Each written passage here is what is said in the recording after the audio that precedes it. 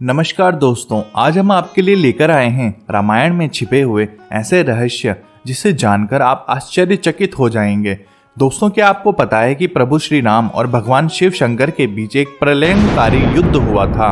अगर नहीं पता तो आज हम इसी विषय पर आपसे चर्चा करेंगे।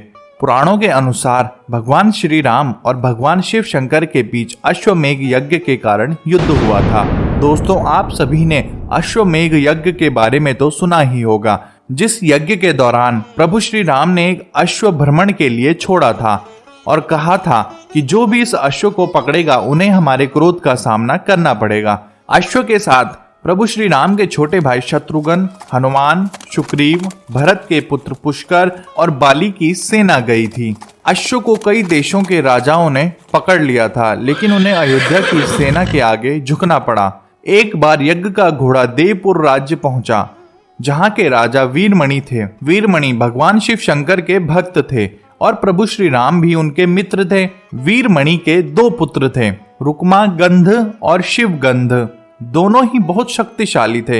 राजा वीरमणि ने भगवान शिव शंकर की तपस्या की थी और भगवान शिव शंकर ने प्रसन्न होकर उनकी और उनके पूरे राज्य की सुरक्षा का वरदान दिया था। इसलिए देवपुर को महाकाल की नगरी भी कहा जाता है। तो उस समय जब प्रभु श्री राम का अश्व उनके राज्य में पहुंचा तो वीरमणि के पुत्र रुक्मागंध ने अश्व को बंदी बना लिया और सैनिकों को कहा कि शत्रुघ्न के पास जाकर कहे कि यज्ञ का घोड़ा उनके पास है और वह स्वयं आकर युद्ध करके अपना घोड़ा ले जाएं। जब यह बात हनुमान जी को पता लगी तो उन्होंने कहा कि यह नगरी तो स्वयं भगवान शिव शंकर की देखरेख में है, इसलिए हम युद्ध से पहले बातचीत से ही वीरमणि को समझाएंगे और अगर वह नहीं समझे तो फिर प्रभु श्री राम को सूचित कर देंगे। लेकिन शत्रुघ्न ने कहा कि हमारे रहते हुए प्रभु श्री राम युद्ध भूमि में नहीं आएंगे, हमें स्वयं ही वहां जाना पड़ेगा। इसी तरह युद्ध प्रारंभ हो गया। पुष्कर और वीरमणि के बीच बाणों की बौछार होने लगी, जिससे वीरमणि ने पुष्कर को मूर्छित कर दिया।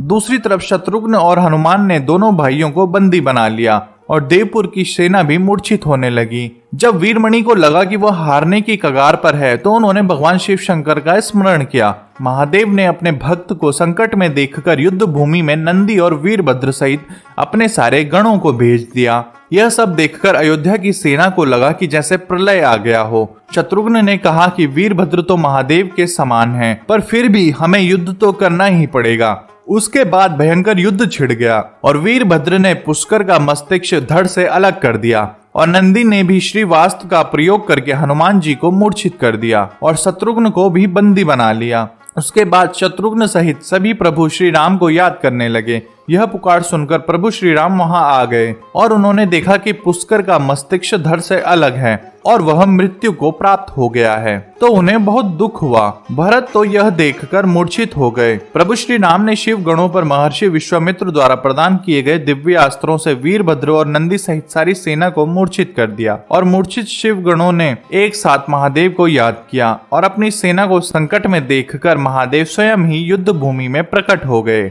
और महादेव के तेज से श्री राम की पूरी सेना मूर्छित हो गई। भगवान श्री राम ने स्वयं महादेव को युद्ध भूमि में देखकर सारे शस्त्रों का त्याग कर दिया और महादेव को प्रणाम किया और कहा कि प्रभु, यह अश्वमेध यज्ञ तो मैंने आपकी इच्छा से ही किया था, इसलिए आप इस युद्ध को समाप्त कर दें। लेकिन महादेव ने कहा कि राम, आप तो स्वयं विष्णु जी के अवतार हैं, मैं आपसे युद्ध नहीं कर सकता, लेकिन मैंने अपने भक्त को वरदान दिया है, इसके फलस्वरूप मुझे युद्ध तो करना ही पड़ेगा। आप मुझसे निसंकोच होकर युद्ध करें। प्रभु श्री राम ने इसे महादेव की आज्ञा मानकर महादेव पर बाणों की बौछार कर दी, लेकिन वह महादेव को संतुष्ट नहीं कर पाए। उसके बाद अंत में प्रभु श्री राम ने पशुपति अस्त्र का प्रयोग किया। पशुपति अस्त्र प्रभु श्री राम ने महादेव पर चला दिया, जो सीधे जाकर महादेव के हृदय में समा गया। महादेव इससे संतुष्ट हो गए और उन्होंने प्रभु श्री राम को कहा कि आपने मुझे संतुष्ट किया है, इसके लिए आप मुझसे वरदान मांग सकते हो। और प्रभु श्री राम ने महादेव से कहा कि हे प्रभु, युद्ध भूमि में इस युद्ध के दौरान मेरे भाई भरत के पुत्र पुष्कर और असंख्य वीर योद्धाओं को वीर गति प्राप्त हो गई है, आप उन्हें पुनः जीवित कर दें।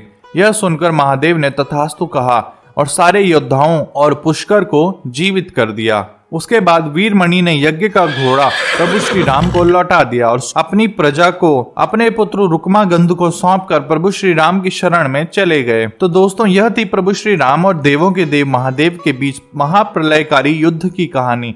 दोस्तों, आपको यह कहानी कैसे लगी हमें कमेंट करके जरूर बताएं। साथ ही साथ सब्सक्राइब करें हमारा चैनल। धन्यवाद।